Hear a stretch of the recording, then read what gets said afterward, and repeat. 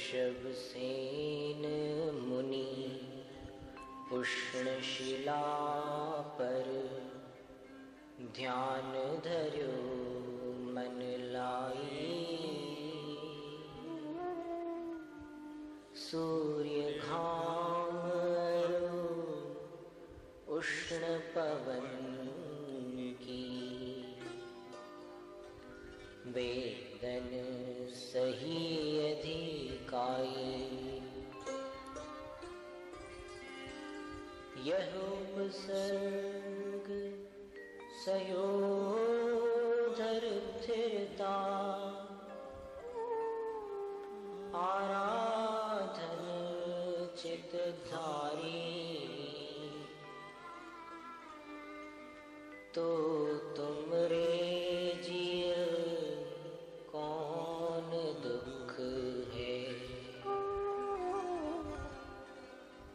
मृत्यु महोत्सव भारी।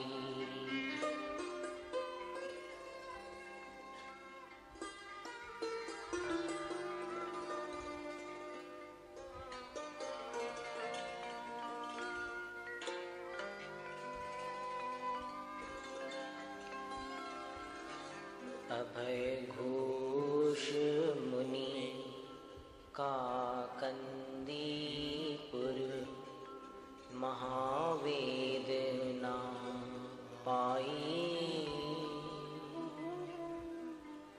बैरी चंड ने सब तन छेद्यो।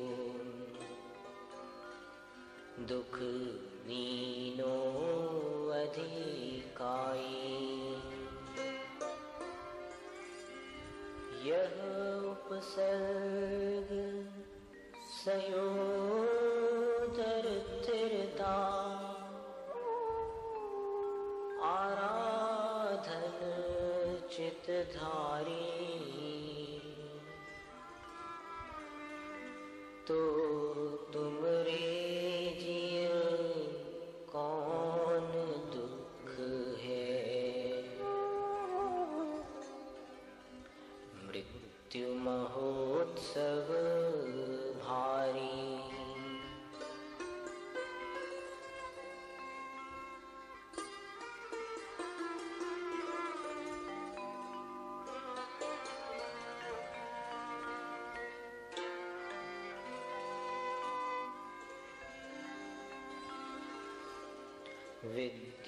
विद्युच्चरणे बहु दुख पायो। तो भी धीरन त्यागी। शुभ भावन सो प्राण तजे निज। धन्य और बड़ भागी। यह उपसर्ग सयोधर स्थिरता आराधन चित्तधारी। तो तुम रे जिय कौन दुख है।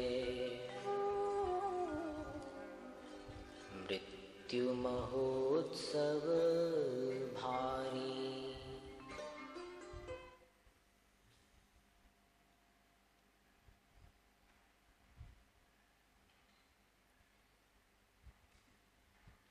કાળે પોતાની કરવત બદલી.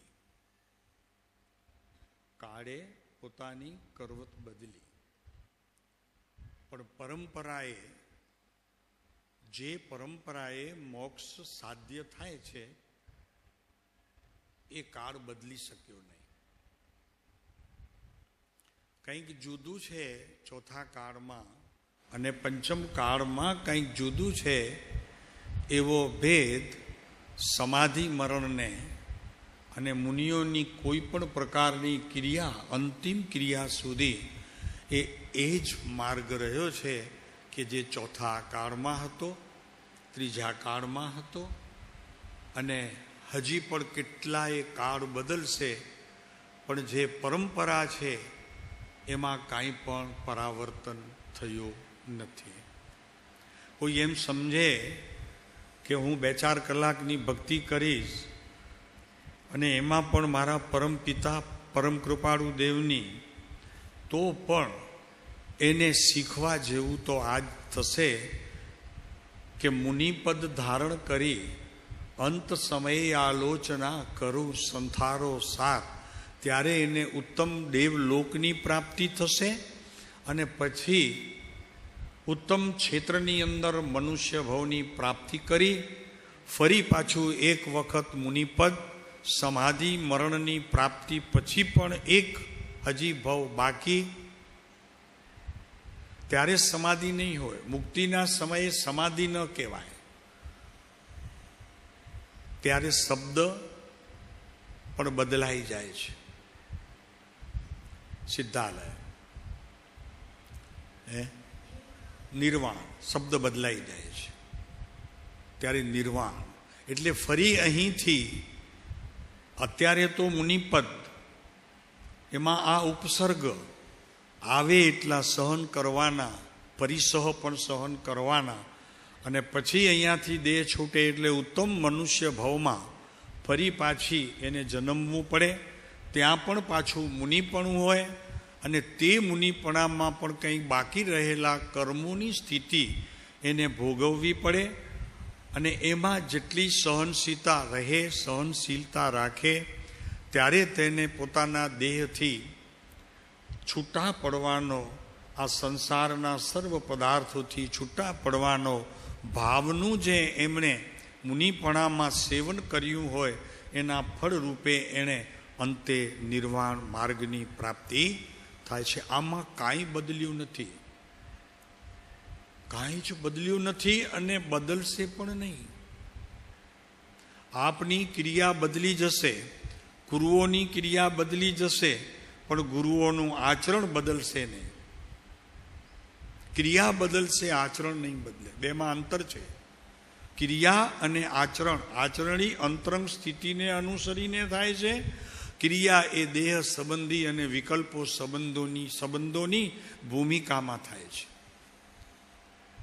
એટલે અહીં વાત ચાલે છે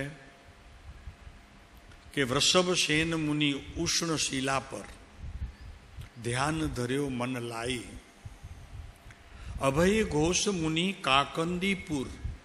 આપને ખ્યાલ છે કાકંદીમાં કયા તીર્થંકરના 3 કલ્યાણક છે? કાકંડી વારાણસીની બાજુમાં, ઉત્તર પ્રદેશ. ભાઈ બધું ખ્યાલ રાખીએ તો એક આ પણ અભ્યાસ રાખવા જેવો છે, કેમ કે એ તો ગત 24 જ છે. હવે એક વાત તમને કાકંદીપુરની કહી દઈએ. આ કાકંદીપુરની અંદર ભગવાન પુષ્પદંત, એટલે શું નામ છે બીજું એમનું પંચકલ્યાણક ત્યાં ઉજવતું હતું. ટીવી ઉપર એની જાહેરાત આવતી હતી કે આ અમારા નંબર છે, અને એનું ઓલું ચાલતું હતું આપણે અભિષેક, સ્થાપના હતી અભિષેક. અને જ્ઞાનમતી માતાજી જે આપણે હસ્તિનાપુરની અંદર જે સ્થાયી છે, તો એમના નેજા હેઠળ આ આખી પ્રતિષ્ઠાનું આયોજન થયું. અને આ આવ્યું કે અભિષેકના આટલા ધનરાશિ તમે મોકલાવો તો તમારા નામનું હમણાં જ જસ્ટ અ મિનિટ, તમે જેવું ફોન પૂરું થશે, તમારું સંદેશો પહોંચશે, પૈસા પછી મોકલાવજો, કાંઈ વાંધો નહીં, ચેક જ્યારે આવે ત્યારે, પણ તમારું નામ મોકલાવો, તમારા નામનો અહીંયા અભિષેક ચાલુ થઈ જશે. મને થયું, મેં કીધું આ શું છે પ્રભુ, આવો લાવો જતો ન કરાય. એટલે મેં રસિકભાઈને ફોન કરી. મેં કીધું રસિકભાઈ, આ ટીવી ઉપર જાહેરાત આવે છે, પારસ ચેનલ છે, અને એમાં આ પ્રતિષ્ઠા ચાલે છે કાકંદીપુરમાં, તો આપણે શ્રીમદ રાજચંદ્રના નામે આપણે અભિષેક કરવા છે. તો કે સાહેબ નંબર છે? મેં કીધું હા, મોબાઈલના 3-4 નંબર આવે છે, કોઈ પણ એક નંબરમાં તમે જોડો અને ધન માટે એ લોકો ધનરાશિ માટે કહે છે કે તમે પાછળથી મોકલાવી આપજો, આ બેંકમાં જમા કરાવી દેજો. પંજાબ નેશનલ બેંકનો એકાઉન્ટ હતો, એમાં જમા કરાવી દેજો. આ બધું પતી ગયું સરસ રીતે. તરત જ નામ બી આવી ગયું. અમે સાંભળ્યું અને મેં કીધું 2-4 જણને ફોન કરજો કે જેને પણ આવે ખ્યાલમાં. તો એ અભિષેક શ્રીમદ રાજચંદ્ર સાધના કેન્દ્રના નામે ત્યાં એ અભિષેક થયો. એ કાકંડી નગરીની અંદર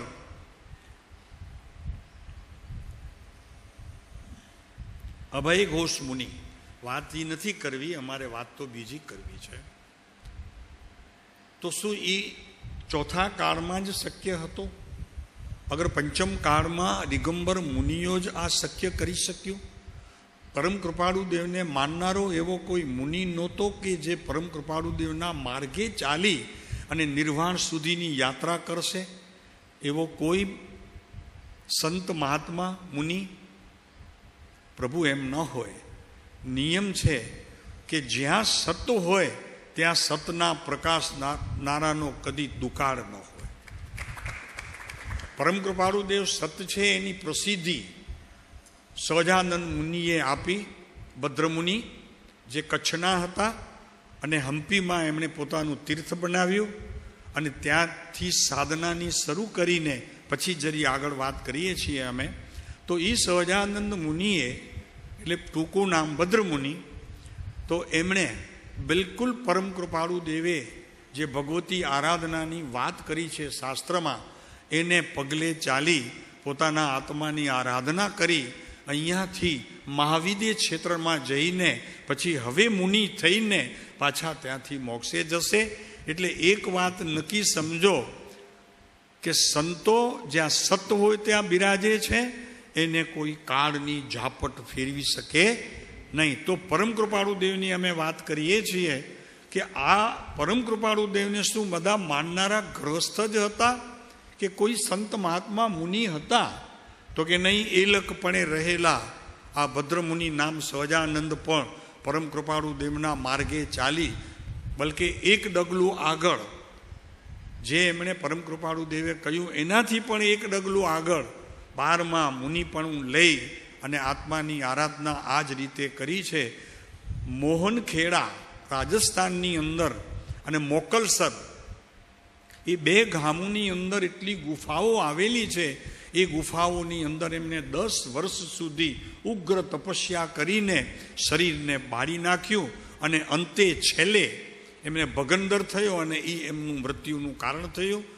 સંતોને એવા શિષ્ય પણ હોય છે. એટલે મુંબઈ લઈ આવ્યા અને મુંબઈ લાવી હરકિશનદાસ હોસ્પિટલમાં દાખલ કર્યું અને એમને ઓપરેશનની તૈયારી કરી. જેવા સ્ટ્રેચર ઉપર એમને લઈ ગયા, ઓપરેશન થિયેટરમાં સુવડાવ્યું, ત્યારે કીધું સહજાનંદે કે મારી એક વિનંતી સાંભળશો આપ બધા ડૉક્ટરોને? હું વિનંતી કરું છું. તો કે કહો ને સાહેબ, શું કરવું છે? તો કે બહાર ઊભેલા મુમુક્ષુઓ અમારા, એમને કહી દો કે ઓપરેશન થઈ ગયું અને મારે ઓપરેશન કરાવવું નથી, હું ઓપરેશન નથી કરાવવાનો. આ દેહ વેદનીથી ભલે સડતો, એનું આ દંડ છે, ભલે ભોગવતો, મારું આટલું કામ કરજો. એ લોકોએ વિચાર કર્યું કે કેમ ખોટું બોલીને આવી રીતે વાત કરવી. પછી એ લોકોની પેનલે નક્કી કર્યું કે આપણે લખાવી લઈએ એમની પાસેથી. એટલે એક લખાવી, પણ કે કાલે એમના ઉપર કોઈ બ્લેમ ન કરે, લખાવી કાગળ મૂકી રાખ્યું ને બહાર આવીને કીધું ઓપરેશન થઈ ગયું. એના પછી બરોબર 4 મહિને કે 5 મહિના થયા છે, હવે નક્કી ખબર નથી, એમનું એ ભગંડરે એમનું મૃત્યુનું કારણ થયું. અને સતત મોકલસર અને મોહનખેડામાં અને બીજા પણ જગ્યાએ ઈડર, છેલ્લા હમણાં ઈડરમાં પણ એક વખત બપોરના 12 વાગે દગદગતા પથ્થર ઉપર બેસીને એ ધ્યાનમાં સ્થિતિ રહેતા હતા. મારે કહેવાનું એ છે કે પરમ કૃપાળુ દેવ સતપણે હતા, તો એ સતમાંથી આ ભદ્રમુનિનો જન્મ પણ થયો આ કાળમાં. આમના તો આચાર્ય હોય બધા, બરાબર? આ તો બધા આચાર્ય હોય, એમની પાસેથી આ લોકોએ તૈયારી શીખી હોય. પણ પંચમ કાળમાં પણ સતપણે રહેલો પરમ કૃપાળુ દેવની પુરવાર કરવાની આ પદ્ધતિ ભદ્રમુનિએ અપનાવી છે કે આ સત છે આ સત છે, અને સતનો દરેક કાળમાં દુકાળ ન હોય, કોઈક ને કોઈક તો હોય જ સુકાળમાં. મારે એમ નથી કહેવું કે ભદ્રમુનિના આચાર્ય પરમ કૃપાળુદેવ, પણ સતને અનુસરનારા સતની પણ વાત આજે મારે કરવી હતી. આ વાત જ્યારે આવી ત્યારે સહેજ સ્મૃતિ આવી. એટલી એમની રિદ્ધિ સિદ્ધિઓ પ્રગટ હતી. અને જીવનની મારે એ વાત નથી કરવી, મારે તો આ જ કરવું છે કે એક પરમ કૃપાળુ દેવના પગલે ચાલનારો આ પુરુષ અત્યાર સુધી હવે બીજો કોઈ દેખાતો નથી. એમના પગલે ચાલનારો, આવું કષ્ટ સહન કરી અને સાધનાની ભૂમિકામાં પ્રવેશ કરનારો, છતાં એમને કાંઈ જ નહોતું. કોઈ જાહેરાતની પડી નહોતી, કોઈ કાંઈ કહેતા કોઈ જ નહીં. માણસો પણ ત્યાં ખાલી 30-40 માણસો હમ્પીથી આવતા, બેંગ્લોરથી થોડાક આવતા. પોતાની સાધનાનો જ જેને ખરેખર લક્ષ્ય હતો અને એ સાધના કરી છૂટ્યા. રિદ્ધિ સિદ્ધિઓ એટલી પ્રગટેલી. આપને એક દ્રષ્ટાંત આપું. એક વખત અહીંયા કચ્છમાં ભોજાએ ગામ છે, ત્યાં એક વાલજીભાઈ કરીને રહે છે, હૈદરાબાદ રહે છે. અમને ભેગા થઈ ગયા, અમે ગદગ સાથે ગયા. અમે ત્યારે 17 દિવસ હતા, 20 દિવસ હતા હમ્પી, અમે 20 દિવસ. અને પછી એમને ઈચ્છા થઈ તો કે ચાલો ગદગ જઈ આવીએ, તમારા વેવાઈ પણ છે, એટલે સાથે ગયા. એમણે કીધું કે ગાંગજીભાઈ, કોઈ એવો પુરુષ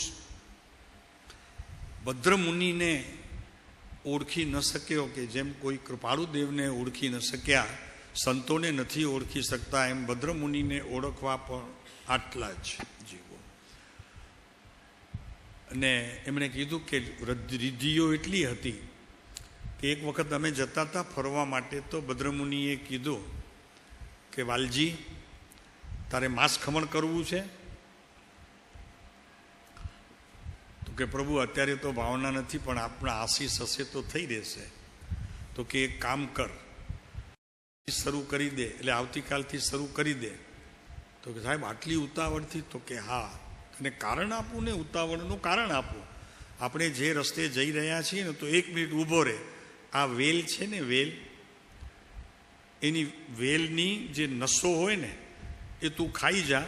1 મહિનો દિવસ તને ભૂખ નહીં લાગે, એની ગેરંટી. અને તારા શરીરમાં કાંઈ ફેરફાર નહીં થાય, કોઈ રોગ નહીં થાય. આ ખાઈ લે, તારું માંસ ખમણનું જે બોલાવી દે જા. તો કે ગાંગજીભાઈ, હિંમત ચાલે આપણને? હા, અજાણ્યો છોડ ખાવો, વનસ્પતિ, આપણી હિંમત ન ચાલે. અને માંસ ખમણની તૈયારી વચમાં ક્યાંક ગડબડ થઈ જાય તો? એટલે કે અમે તો સાહેબ તમારી પાસે આવીએ છીએ આટલા માટે. આ એમની વાત નથી. અત્યારે જે કંઈ જગ્યાએ પણ તકલીફ હોય છે, તો આનું પણ કંઈક અનુસંધાન પોતાને મળતું રહે છે. એવા ભાવથી જ ખરેખર અત્યારે આ પંચમ કાળની અંદર આવી બધી વાતો થયા કરશે, એની આપણને ચિંતા નથી. પણ મારે તો અહીંયા પુરવાર કરવું હતું કે આ પ્રસંગ બનેલો અત્યારે આ પુરુષના સાનિધ્યમાં એક એવો સંત મહાત્મા થયો છે, અને એક રાજસ્થાનમાં અત્યારે વિચરે છે. ભાવના તો એની એવી જ છે, ચંદ્ર નામ, પણ પાછળ નામ શું છે ખ્યાલ નથી. ચંદ્રસેન નહીં, ચંદ્ર નામ છે. આમ મોટે ભાગે મહાવીરજીમાં રહે છે, અને આ બાજુ જ વિહાર કરે છે. તમારે જયપુર બી આવે છે, આ બાજુ બી જબલપુર, જયપુર ને બધું એમનું વિહાર છે. જંગલમાં જ રહે છે મોટે ભાગે. ચંદ્ર નામ છે એનું. એક પદ છે ને આપણી પાસે, હા, રસ કી જો બુંદ ક્યા મિલે, હા, ચંદ્ર પ્રભ. ઓકે. એટલે પરમ કૃપાળુ દેવો દીક્ષા લીધી છે એણે, પણ હવે જીવનમાં પરમ કૃપાળુ દેવ સિવાય કોઈ જ નથી. એ ચંદ્રપ્રભમાં એના જીવનની અંદર મને એકલા કૃપાળુ દેવ. એટલે મારે એ ખાતરી કરાવી છે આપને કે તમે એમ નહીં સમજતા ને તમને કોઈ કહે ને કે કૃપાળુ દેવે દીક્ષા નહોતી લીધી ને જ્ઞાની તમે કહો છો, એમને હાથ જોડવા. તો કે પ્રભુ આપની વાત આપ પાસે રાખો, અમને નહીં કહેતા, કારણ કે અમને દુઃખ થશે તમારી વાતથી તો દોષ તમને લાગશે, બંધાશો તમે, માટે શાંતિ રાખો. બીજા કોઈને કહેવું હોય તો કહેજે, કમસે કમ શ્રીમદને માનવાવાળા લોકોને તમે નહીં કહેતા, કારણ કે તમે બંધાશો. સમજાણો? એટલું કહીને ત્યાંથી છૂટા થઈ જવાનું. હજી તો આ પંચમ કાળના અંત સુધી શું કહીએ પ્રભુ, આ ભદ્રમુનિ જેવા બીજા પણ આવશે જેની તૈયારી ચાલતી હશે, આપણને ખ્યાલ નથી, એ વિષય આપણો નથી, પણ આવશે. અને આ સત છે ને સંત છે ને સાચા મુનિ છે એનો પુરવાર પણ કરી બતાવશે.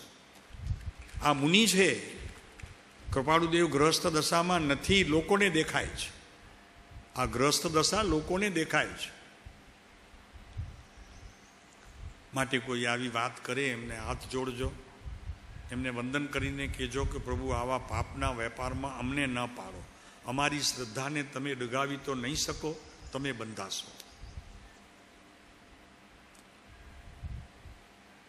ભરતભાઈએ તો મુખામુખે સાંભળી હતી, એમને ઠપકો આપવામાં આવ્યો હતો.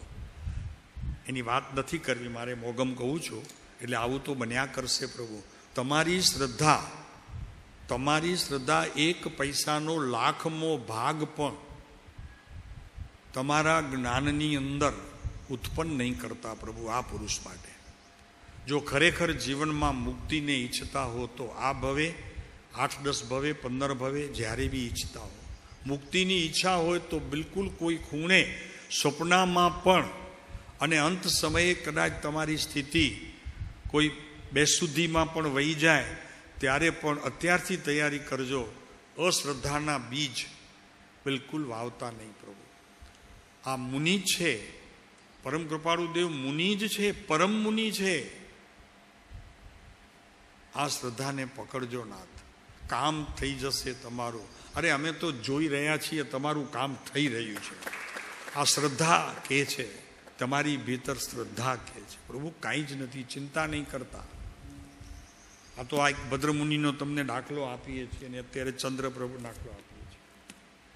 બાકી બીજા છુપે છુપે કેવા અને કેટલા છે એની વાત કરાય એવી નથી, કેમ કે બહાર જ આવવા માંગતા નથી. અમારા કચ્છમાં એક છે, દેઢિયાની અંદર એક ભાઈ, હવે તો ડે છૂટી ગયો, 5-7 વર્ષ થયા, 40 વર્ષ સુધી મેળીથી નીચે નહોતા ઉતર્યા અને એક કૃપાળુદેવ સિવાય કોઈને વાત જ નહીં. વચનામૃત આખા દિવસ દરમિયાન કોઈને મળવું નહીં, સવારના ઠંડીલ જઈ આવવું, પાછી ગામમાં કોઈને મળવું નહીં, કોઈને મળવું નહીં, બસ પોતે ભલા, વચનામૃત ભલો ને રૂમ ભલી, એક જ ગામ દેઢિયાની અંદર. અમે મળવા માટે ગયા હતા. મેં કીધું પ્રભુ જરા 2 મિનિટ તો તમને મળીએ. મને કીધું તો કે સાહેબ છો તમે, ના નથી પાડતો, પણ હા પાડી શકું એવી મારી સ્થિતિ નથી. વિચાર કરો, ના નથી પાડતો અને હા પાડી શકું એવી મારી સ્થિતિ નથી. પ્લીઝ સાહેબ, બિલકુલ નહીં, ડિસ્ટર્બ થશે મને. કોઈનું મોઢું જોયું નહીં 40 વર્ષમાં મનુષ્યનું. એવા કેટલાય જીવો ભીતર ને ભીતર આ પ્રભુને સર્વજ્ઞ માનીને શું કરે પ્રભુ. બહુ ગજબ ચાલે છે. ભીતર ને ભીતર શું ચાલે છે, હા, બહાર ખબર નથી પડતી લોકોને. અમારા ગામના એક મમ્મીબાઈ હતા, 23 વર્ષની ઉંમરમાં દેહ છૂટી ગયો. એની ક્યારેક વાત કરશું નહીં, બુક જ બહાર પાડવાની છે. ચાલે છે લેખન અમારું, બુક બહાર પડશે એમને જીવન ચરિત્રની. બરોબર છે? આપનો સહકાર હશે તો જલ્દી બહાર પાડશું, 2-1 મહિનામાં. એમનું જીવન તમે જોશો તો તમને એમ લાગશે કે આ પુરુષો ને સત્ય કહેવાવાળા જીવોનો પણ આ પંચમ કાળના અંત સુધી દુકાળ નહીં રહે. ચાલો આગળ. નવીનભાઈ જગ્યા છે અહીંયા, આ સીટ ખાલી છે, આવો. લાંબા બેઠા છે. કિરણભાઈએ ખાલી કરી તમારા માટે આગોતરા જામીન આપીને. તો આજે આપણે વાત કરવી છે શોર્ટ ઇન, ખાલી મુમુક્ષુ માટેની પૂરી કરી અને પછી થોડીક બીજા વિષયને આપણે આગળ ચલાવશું. આજે થોડીક વાત કરી લઈએ એટલે એ વિષય આખો અત્યારે પત્ર પૂરો થાય. 631.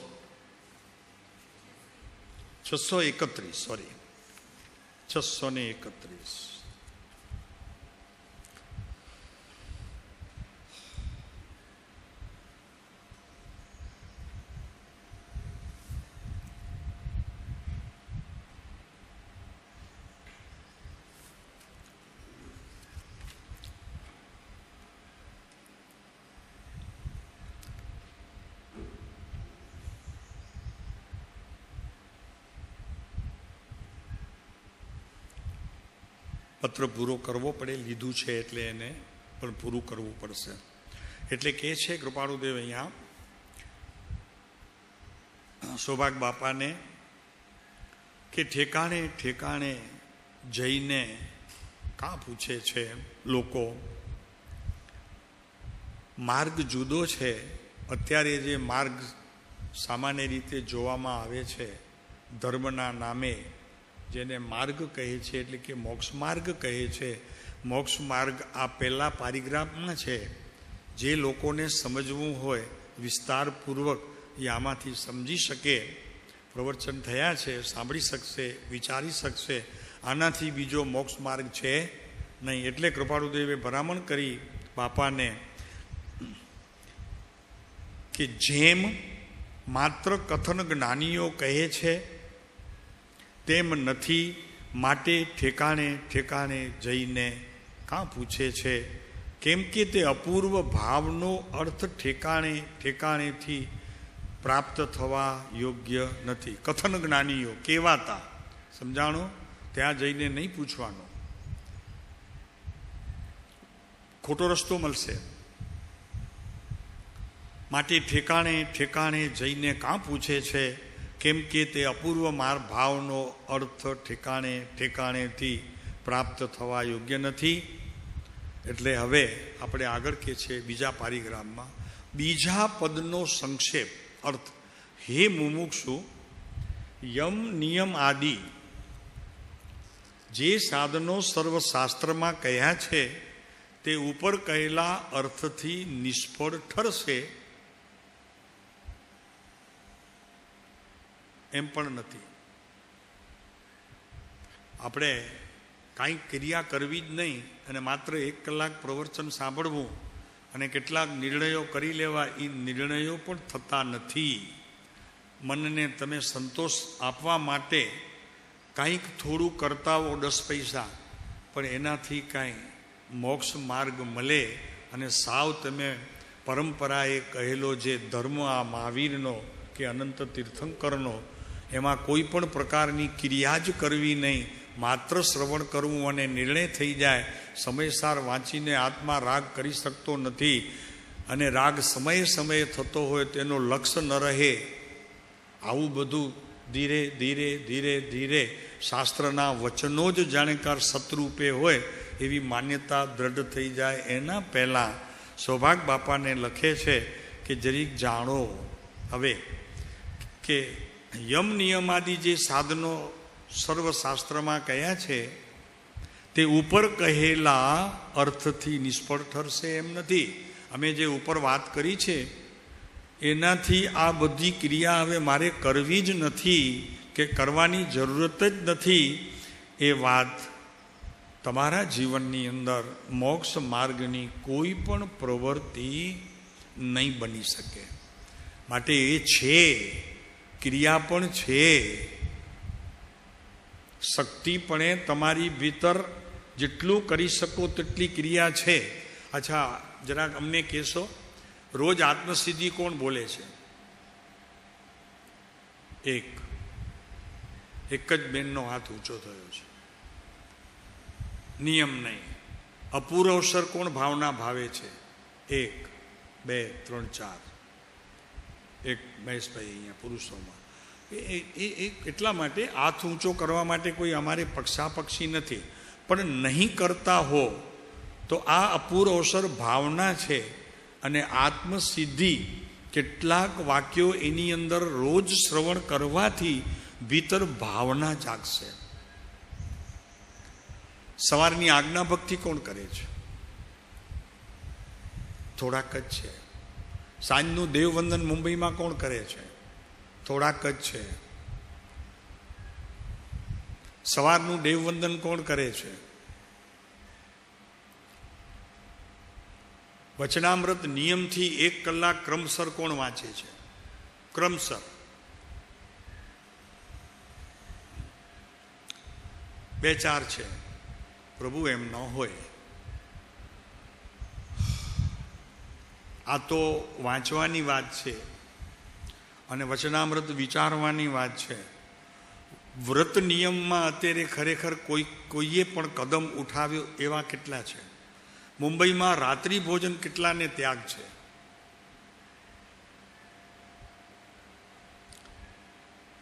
રાત્રિ ભોજન કૃપાળુ દેવે કીધું છે નરકનો દ્વાર છે. જૈનનો દીકરો જૈનમાં જન્મે રાત્રિ ભોજન ના કરે. નરકનું કારણ સીધું કૃપાળુ દેવે ઉપદેશ છાયાની અંદર કીધું છે. શાસ્ત્રોમાં તો છે જ. યથાશક્તિ પોતાની આઠમ અને 14 વ્રત અને નિયમની જોડે જોડાનારા કેટલા?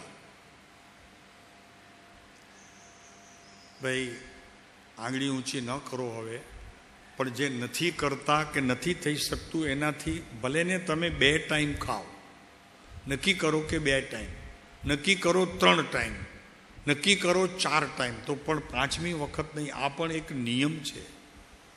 નિયમમાં આવવાની એક પ્રક્રિયા છે. 5-10 મિનિટ પણ કૃપાળુ દેવના આંખની સામે, આ તો અમે બતાવીએ છીએ બધા, પછી જે ફાવે તે, કૃપાળુ દેવની સામે આંખનું મટકું માર્યા વગર એક ધારું જોવાથી એ પુરુષની અંદર રહેલા ભીતર જે ગુણો તે તમારી ભીતર ચમકારા રૂપ તમને અનુભવાશે. પણ કોણ જુએ છે એવું? કૃપાળુ દેવના ચિત્રપટની સામે, એમની ચક્ષુની સામે આંખની પલક માર્યા વગર. તો અહીંયા એ વાત કરે છે કે યમ નિયમાદી જે સાધનો શાસ્ત્રમાં કયા છે. જો ભાઈ, મોટે ભાગે આપણા માટે કહેવત છે, શ્રીમદ માટે, કે પ્રતિક્રમણ ને સામાયિક ને નિયમ ને યમ ને બધા ગજવામાં મૂકી રાખીને ફરે છે અને શ્રીમદનું નામ લે છે. આ લાંછન છે આપણા ઉપર. આપણા ગુરુની નિંદા છે, ટીકા છે, અને એના સહભાગી થઈએ એટલે પાપમાં પડીએ છીએ. શ્રીમદના નામના સત્સંગો થાય અને રાત્રિ ભોજન ત્યાં ચાલે. પ્રભુ આ જરીએ યોગ્ય નથી. આમાંથી જલ્દી છૂટવા જેવું છે. અમે તો કઈ છૂટશું? ઘરમાં આવીને તમારાથી કરાવી નહીં શકીએ. કઈ છૂટશું? વાસ્તવિકપણે આ બધા મહાવીરના માર્ગની અંદર આ પુરુષે પ્રવેશ કર્યો તો આપણે જૈન દર્શનને તો નિંદીએ છીએ, પણ મોટું દુઃખનું કારણ એ છે કે કૃપાળુ દેવને નિંદવાના કાર્યમાં પડ્યા છીએ.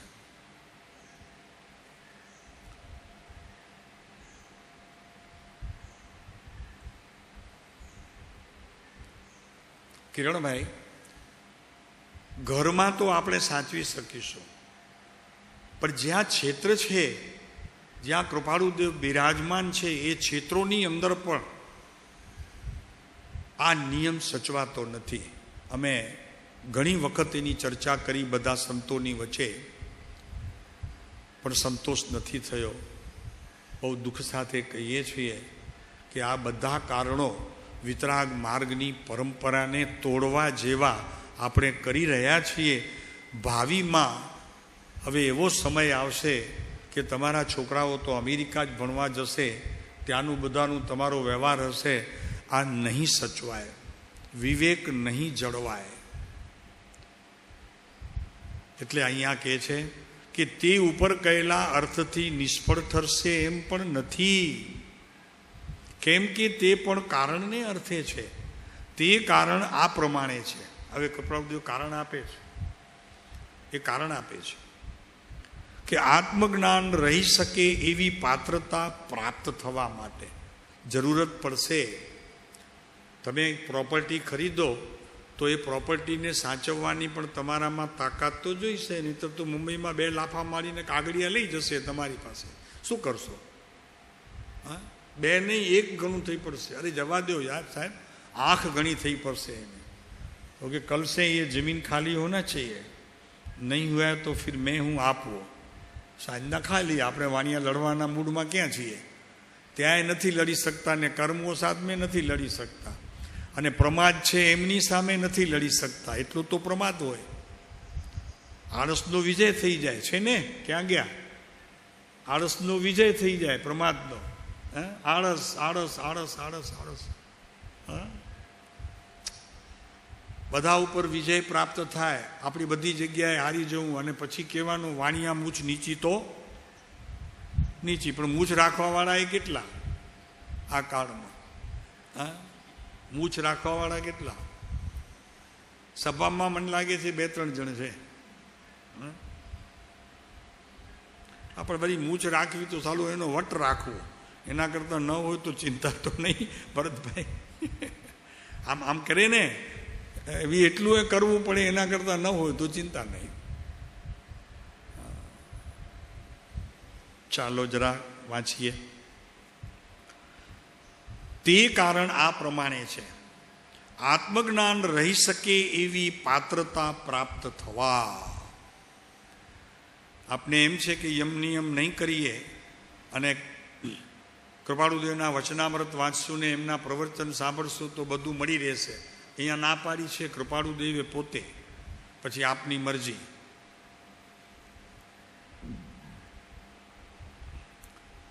પાત્ર વિના વસ્તુ નહીં રહે તો બ્રહ્મચર્ય માટે કીધું. બીજા પણ ઘણા ત્યાં એના માટે પણ કીધું છે. અહીંયા તો ચોખ્ખું કહ્યું છે, આત્મજ્ઞાન રહી શકે એવી પાત્રતા પ્રાપ્ત થવા. યથાશક્તિએ પોતાના શરીરને જોઈને કોઈ મોટી બીમારી ન હોય તો પોતાના શરીરને જોઈને કમસે કમ 3 ટાઈમ કે 4 ટાઈમ એવું તો નક્કી કરવું જોઈએ. સારાએ દિવસ દરમિયાન જ્યાં ઊભા મુંબઈમાં કે પછી અહીંયા કે ઘરમાં નહીં, એ સ્થિતિને હવે આપણને તિલાંજલિ આપવી પડશે. જો ખરેખર કૃપાળુદેવના માર્ગમાં આપણને પ્રવેશ કરવો હોય નવીનભાઈ, તો આ ગમે ત્યારે ગમે તેવી સ્થિતિએ મોઢામાં નાખવું તો કે સાહેબ એમાં ધર્મ ક્યાં આવ્યો? આત્મા ક્યાં ખાય છે? સમયસાર આવીને ઊભો રહી જાય. હાલો હવે સમયસારમાં જે છે તો એ આપવાની આપણી સ્થિતિ એ ન હોય. જવાબ શું આપવો? તો કે સમયસાર પણ વાંચો છો, કાંઈ વાંધો નહીં વાંચો, પણ વાંચજો જો આદર નહીં કરતા એનો. તો કે કેમ આદર ન કરીએ? આદર કરવામાં મુશ્કેલી થશે પણ વાંચવામાં વાંધો નહીં આવે. આદર નહીં કરતા. તથા તેમાં સ્થિતિ થાય તેવી યોગ્યતા આવવા. 2 વસ્તુ છે, એક મેળવવા, પ્રાપ્ત કરવા, અને એ પ્રાપ્ત થયા પછી એને સાચવવા. આ તો બધું કરીએ જ છીએ સાહેબ, બધું કરીએ, બધું સંભાળીએ છીએ. 1 પૈસો નકામો ઘરમાંનો જવા નથી દેતા. 1 દિવસનું વ્યાજ પણ લઈ લઈએ છીએ લોકો પાસેથી. એ કે 364 નહીં, હમણાં 365 છે આ વર્ષે. હિસાબ ચોખ્ખો કર. હા,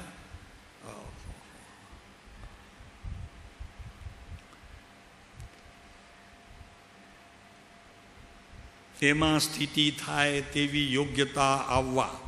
આ મુમુક્ષુઓના વાત કર્યા પછી આ સરવાળો છે.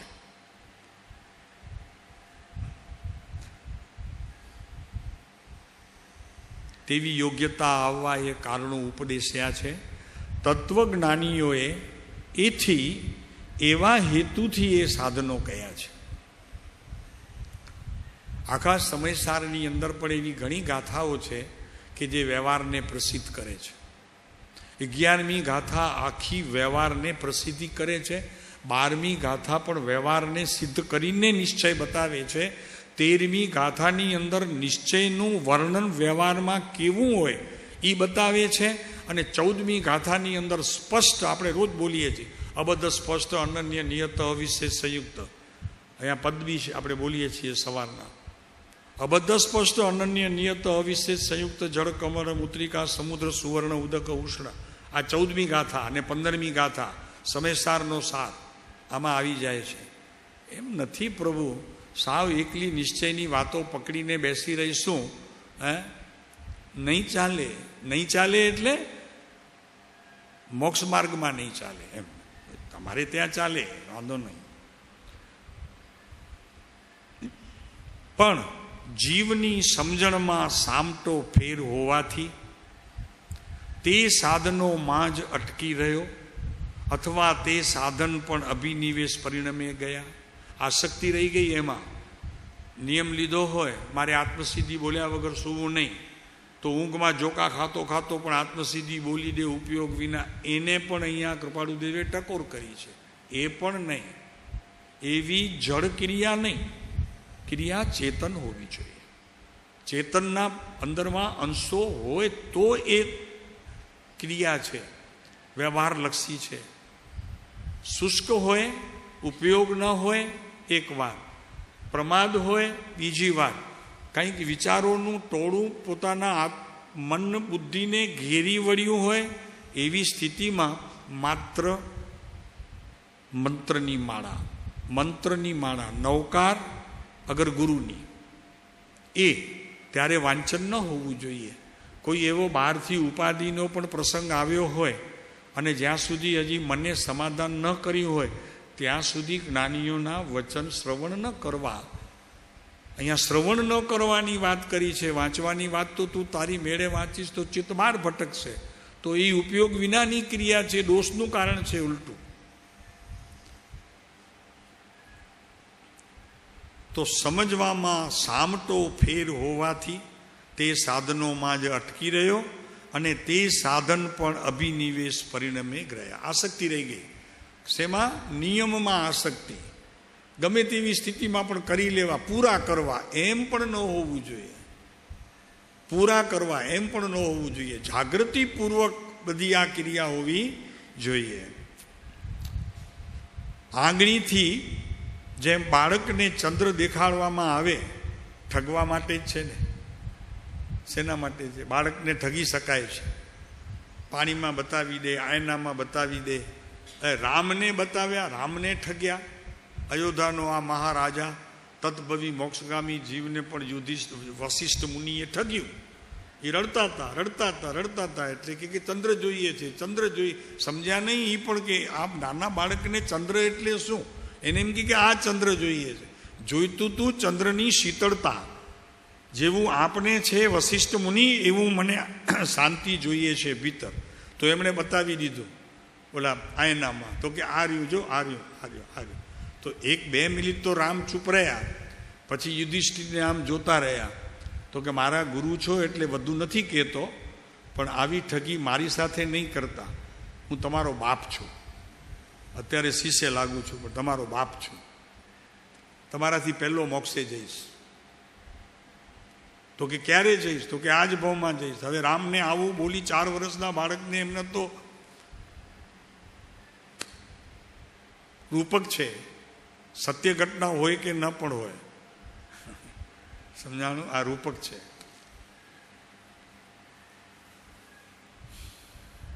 આંગળીથી જેમ બાળકને ચંદ્ર દેખાડવામાં આવે તેમ તત્વજ્ઞાનીઓએ એ તત્વનું તત્વ કયું છે.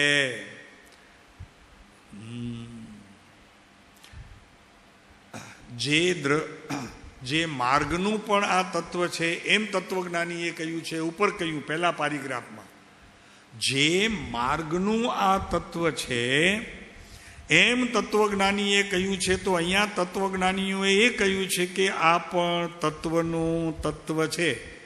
વ્યવહારની વાત પણ તત્વનું તત્વ છે. ઉપર નિશ્ચયની અપેક્ષાએ જે અમે વાત કરી હતી એ પણ અહીંયા કહે છે કે આ માર્ગ ખરેખર તત્વ છે એમ તત્વજ્ઞાનીઓએ કહ્યું છે. બેમાં અંતર સમજાય છે. ઉપરના પારિગ્રાફમાં નિશ્ચયનું કથન છે, નીચેના પારિગ્રાફમાં વ્યવહારનું કથન છે. તો ત્યાં તત્વજ્ઞાનીઓનું તત્વ કહ્યું, અહીંયા પણ તત્વજ્ઞાનીઓનું તત્વનું તત્વ કહ્યું.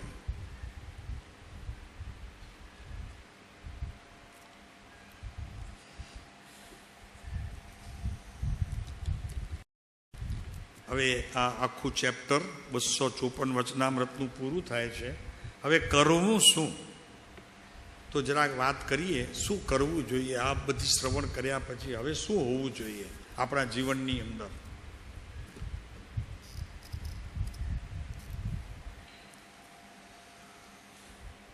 સંયોગી પદાર્થથી પોતાના સ્વભાવને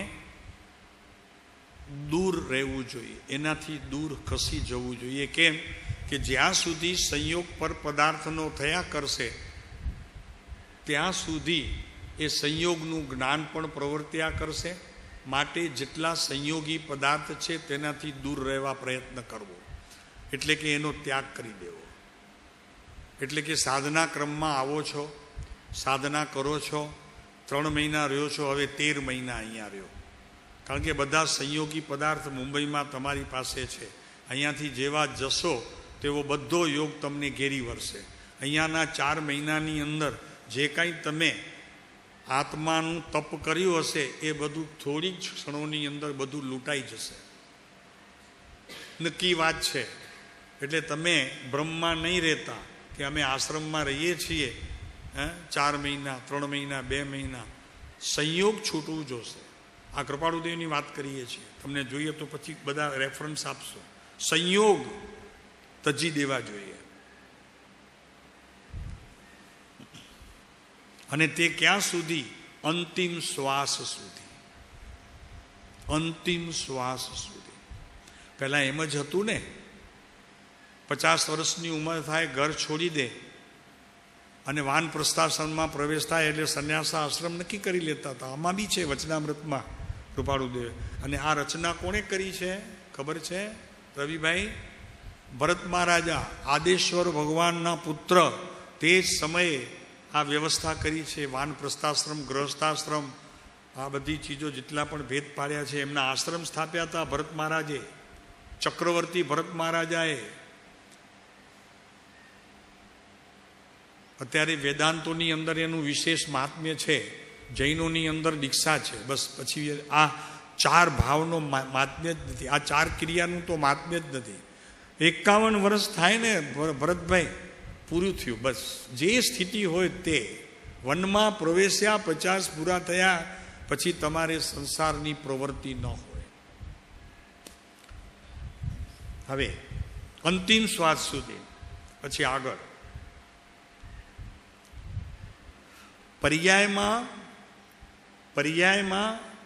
પર્યાય જણાય છે. એવું જે જ્ઞાન અજ્ઞાનીને હોય છે એને અહીંયા અજ્ઞાન જ કેવું બરોબર છે. એને ન પર્યાયનું જ્ઞાન છે ને ન દ્રવ્યનું જ્ઞાન છે. કેમ કે પર્યાયમાં શું છે એ જ્ઞાની જાણી શકે. એવી તો અનંતી પર્યાયો જાય પછી મન કાર્યકારી થાય ત્યારે અજ્ઞાનીને એનો ખ્યાલ આવે. એટલે અજ્ઞાની માટે પર્યાયનું જ્ઞાન છે નહીં. સમયસારની અંદર બહુ સ્પષ્ટ રીતે આ વાત કરવામાં આવી છે 12મી ગાથાની અંદર. 12મી ગાથા, દેખે પરમ જે ભાવ છે, શુદ્ધ નય જ્ઞાતવ્ય છે, એ ગાથામાં છે. અર્થ આપણે ગમે તેવા કરી શકીએ પણ જે છે એને પકડવું જોઈએ. તો 12મી ગાથા સારીએ આ વાતની પ્રસિદ્ધિ કરે છે કે અજ્ઞાનીને પર્યાયનું જ્ઞાન હોતું નથી. અને હવે મને એમ થાય કે મને પર્યાયમાં રાગ છે, હું તો નિશ્ચયથી ઘણા પડખા ચોખા કરીને બેઠો છું. એ વાત સદંતર ભ્રમણાની છે. અમારે ખોટી છે એમ નથી કહેવું, પણ ભ્રમણાની છે. એવી ભ્રમણાઓ વહેલી તકે ટાળવા જેવી છે. સમયસારમાંથી પણ ટળશે અને મારા પ્રભુના વચનામૃતમાંથી પણ ટળશે. એમાં બી છે, શોધવી પડશે. શું કે પર્યાયમાં પર્યાય જણાતી નથી, પર્યાયમાં જ્ઞાયક જણાય છે. એક શબ્દ છે સમયસારનો. પણ જેને પર્યાયમાં જ્ઞાયક જણાય તેને પર્યાય જણાય. અશુદ્ધ અને શુદ્ધ પર્યાયનું જ્ઞાન એને હોઈ શકે. ફરીને પર્યાયમાં જેને જ્ઞાયકની અનુભૂતિ થઈ એ જાણી શકે કે આ પર્યાય વ્યવહારલક્ષી છે અને આ પર્યાય નિશ્ચયને અનુસરનારી છે, આ પર્યાય અનુભૂતિ સ્વરૂપ છે. અનુભૂતિ સ્વરૂપમાં આ બે વાત પ્રસિદ્ધિ થાય, પણ અનુભવ વિના તે માત્ર ભ્રાંતિમાં જાય છે. 13મી ગાથામાં સ્પષ્ટ આ વાત કરવામાં આવી છે. જીવ અધિકારની 38 ગાથાઓ જીવ અજીવ અધિકારની સમયસારની અંદર આટલું જ વાંચવાની જરૂર છે. બીજા અધિકાર મુનિ માટે છે, આપણા માટે એ અધિકારની જરૂર નથી. 38 જોઈ લો, જીવ અજીવ અધિકાર, બસ વાંચી જાઓ, વાંચજો પ્રેમથી. અમે કહીએ છીએ પ્રેમથી વાંચજો.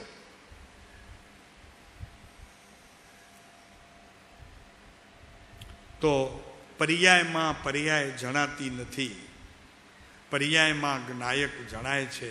આ વાત જ્ઞાનીઓથી પ્રસિદ્ધ થાય છે, અજ્ઞાનીનો તે વિષય નથી. એક વાત બીજી કહી દઈએ, સાધકનો પણ તે વિષય હજી પરિપૂર્ણ નથી, વિકલ્પ રૂપે હોય. ચાલો ચાલીએ આગળ. આ મુમુક્ષુના લક્ષણોની વાત કરે છે. ચોથો બોલ, જ્ઞાનનું પરિણમન જ્ઞાયકમય થયું એ જ્ઞાન એકાંત. એ જ્ઞાનની સમજણ એકાંત. ફરીને, જ્ઞાનનું પરિણમન જ્ઞાયક રૂપ થયું એ જ જ્ઞાન એકાંત. અને અહીંયા વાત કરવી છે સંતોને અનેકાંત. આ અનેકાંત છે, સમ્યક અનેકાંત છે, આ એકાંત નથી. કેમ કે તે સમયે પણ જે સમયે જ્ઞાનનું પરિણમન જ્ઞાયક રૂપ થયું તે જ સમયે સ્વપર પ્રકાશક પણ છે.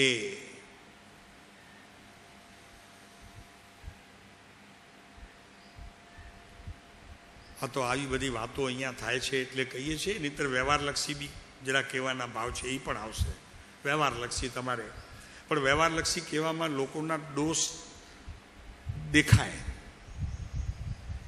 એના કરતાં સીધી વાત કરીએ ને જ્ઞાનની, તો ક્યાંક સમજણ પડી હોય તો ઉલટી સમજણ સુલટી થઈ જાય.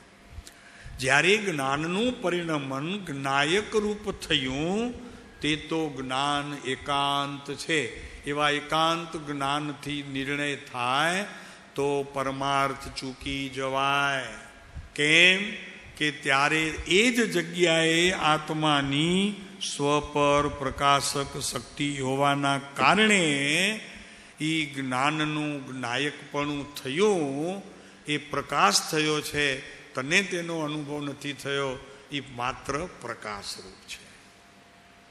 તને બે અનુભવ એક સામટા ન થાય, પ્રકાશનો અનુભવ પણ થાય અને જ્ઞાયકની પણ અનુભૂતિ થાય. એમ બે વસ્તુ એક સમયે હોતી નથી. એટલે અહીંયા કહેવામાં આવ્યું તે એકાંત છે.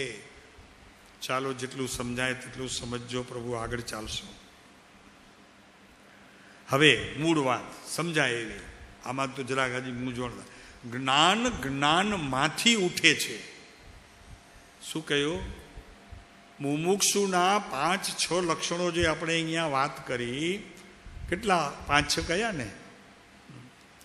તો એમાં જે જીવ રમે છે એને નક્કી કરવાનું કે જ્ઞાનની પ્રત્યેક ક્રિયા જ્ઞાનમાંથી જ ઊભી થાય છે. તો એનો ઉકેલ પણ આવે એમ છે, પણ માત્ર અંતર દ્રષ્ટિએ જો આપણે પહોંચ્યા હોઈએ તો. હવે મારે કહેવું છે, આ તો ઘણું છે, પણ એક બીજી વાત કરવી છે કે આ કોને સંભવે છે? આ બધા સમયસારના અર્થો કોને સમજે? તો કે ધીરજ જેનો પિતા છે. સમજો હવે, ધીરજ જેનો પિતા છે, એટલી પોતામાં ધીરજ હોવી જોઈએ કે જેટલો બાળકને સાચવવામાં એનો પિતા ધીરજવાન છે. આગળ ચાલશો. થોડું થોડું શોર્ટ. ક્ષમા જેની માતા છે. જીવનમાં પ્રત્યેક પળે જે ક્ષમા કરી જાણતો હોય, આજે જેમ મજા આવે કાંઈ વાંધો નહીં, એમાં શું થઈ ગયું, હા આવવાનું હતું તો આવ્યું, એમ ક્ષમા. કોઈ પણ પરિસ્થિતિ હોય ક્ષમા, ચલો વાંધો નહીં યાર, એમાં શું થઈ ગયું, તું ચિંતા ન કર, મને કાંઈ નથી લાગતું એનો, હા જવા દે, આ તો ચાલ્યા કરે સંસારમાં. બરોબર છે નવીનભાઈ, ચાલ્યા કરે આ તો બધું. એટલે કહે છે કે ક્ષમા જેની માતા છે. એટલે પ્રત્યેક સંસારની ક્રિયામાં લેટ ગો કરવાની જેની સ્થિતિ છે, એને અહીંયા 5 પ્રકારના મુમુક્ષુઓમાં પ્રવેશ માટેની એડમિશન છે. આગળ પરમાર્થ જેનો મિત્ર છે. કોણ મિત્ર છે? પરમાર્થ મિત્ર છે. પરમાર્થ પ્રેમી પણ મિત્ર છે. પરમાર્થ પ્રેમી કોઈ વ્યક્તિ હોય એ પણ મિત્ર છે, પણ એ બંને મિત્રો ભેગા થાય તેમાં પોતાની વાત ન કરે એ પરમાર્થ, નહીતર સ્વાર્થ, અહંકાર, હું આમને હું તેમ કરે એ નહીં. એ પરમાર્થની વાત જ નહીં, પરમાર્થની ચર્ચા જ નહીં, પરમાર્થી પણ નહીં, આત્માનો અર્થી પણ નહીં. અહંકાર અને સ્વચ્છંદનો તે ધણી છે, માટે એવાથી પણ આપણને દૂર ખસી જવો. પરમાર્થ જેનો મિત્ર છે. હવે જોજો, આ કુટુંબ અહીંયા સૂચવ્યું છે. આ 5 પ્રકારના મુમુક્ષુઓમાં કુટુંબ. તત્વરૂપ જેની માસી છે. માસી માં જેવી કહેવાય. શું કહ્યું? માસીને શેની ઉપમા આપી છે કિરણભાઈ? માં, બીજી માં. મારી બેનનો દીકરો છે અને બેન અહીંયા હોય, હા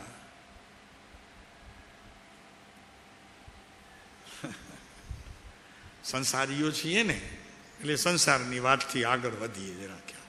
તો કે અરે એક દાખલો આપીએ. પોતાની સારી એ જિંદગી એવી માસીએ મૂકી દીધી, તો કે જે થવાનું હોય થાય. શાના માટે? કે પોતાની બેન નાના બાળકોને છોડી અને ગઈ ભગવાન પાસે. તો હવે કોણ સંભાળે એને? આ 2 બાળકોને. તો 14 વર્ષની ઉંમરમાં લગ્ન કરી અને ત્યાં 35 વર્ષ 40 વર્ષ અને આ 14 વર્ષ પોતાની જિંદગી હોમી દીધી. શેના માટે? બેનના દીકરાઓ માટે ને બેનની દીકરીઓ માટે. આ અહીંયા કહેવામાં આવે છે કે તત્વરૂપ જેની માસી છે, આવી માસીઓ માં જેવી, માથી પણ 2 ડગલા આગળ. આવો સંસાર જેને હોય, આવા સંસારમાંથી જે પાસ થયો હોય તે તત્વના ક્લાસમાં પાસ થાય. બીજાને કોઈ પણ જગ્યા નથી, એડમિશન નથી. આગળ ચાલશું. તત્વરૂપી જેની માસી. આ જીવને 9 તત્વ પચ્યા. આશ્રવે પચ્યો, નિર્જરાએ પચી, બંધ પણ પચ્યો, બધું પચી ગયું. 9 તત્વ. આગળ ચાલશું. જ્ઞાન જેને સુપુત્ર છે. સુપુત્ર છે. જ્ઞાન કદી પણ પોતાની ચલણમાં ભૂલ નથી કરતો, ભૂલ આપણી થાય છે. જ્ઞાનને અવળે માર્ગે લઈ જવા વાળો મનુષ્ય છે, જ્ઞાન નહીં. જ્ઞાન તો કદી પણ કોઈ અવળે માર્ગે તમને નહીં લઈ જાય. જ્ઞાનનું એક જ સવળો માર્ગ છે. એમ સુપુત્ર હોય, સારો પુત્ર હોય, સુપુત્ર હોય તો કદી પણ કોઈને પોતાના ઘરના રહેલા ભાઈ બહેન, મા બાપ અને કુટુંબ, કોઈને પણ પોતે ગમે તેટલું દુઃખ સહન કરી લે પણ બીજાને ફૂંફાડો પણ મારે નહીં અને કોઈ અપશબ્દ કે એવું કાંઈ પણ બોલે નહીં. એનું નામ સુપુત્ર છે. એમ અહીંયા જ્ઞાન પણ એવું છે, સુપુત્ર જેવું. જ્ઞાન પણ સુપુત્ર જેવું છે. ગમે તેટલી વાત બહારથી આવેલી હોય, પોતે સમાઈ શકે એવી એમાં તાકાત હોય છે. એ ખરેખર મુમુક્ષુ છે. એને ઉત્તમ કહો પરમ કહો, નિર્વિકલ્પ કહો, મહામુમુક્ષુ કહો, બધી વાત આવી ગઈ. જે નામ આપવું હોય તે આપો. કરુણા જેની પુત્રી છે, કરુણા. દીકરી નાની હોય ને, નાની 4 વર્ષની 5 વર્ષની હોય ને, તો દાદાની આંગળી ઈ પકડે. અને છોકરો હોય ને તો દાદાને પકડવી પડે. અને છોકરી હોય ને તો દાદાની આંગળી પકડી લે. ફરક સમજાય છે તમને? અમે શું કહેવા માંગીએ છીએ? હા, એનું નામ દીકરી છે.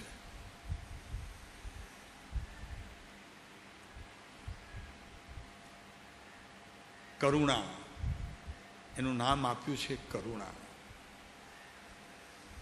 છોકરો ઘરમાં હશે, પોતરો, તો આડો અવડો દોડાદોડ કરતો હશે, પણ દાદાની જે હાકલ પડી ને તો તરત જ છોકરી દોડી કરીને રૂમમાં હશે તો રૂમમાં, બહાર વરંડામાં હશે તો વરંડામાં, પોતાના રૂમમાં હશે તો પોતાના રૂમમાં, દીકરી ત્યાં પહોંચશે, જરૂર પહોંચશે.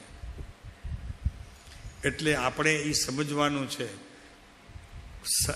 અધ્યાત્મની વાત લઈએ તો આપણને એ રીતે પૂછવાનું છે કે જરા પણ કાંઈ આ જીવનની અંદર કાંઈ પણ ઉપાધિ આવી તો તરત જ ભીતર રહેલી આ કરુણા નામની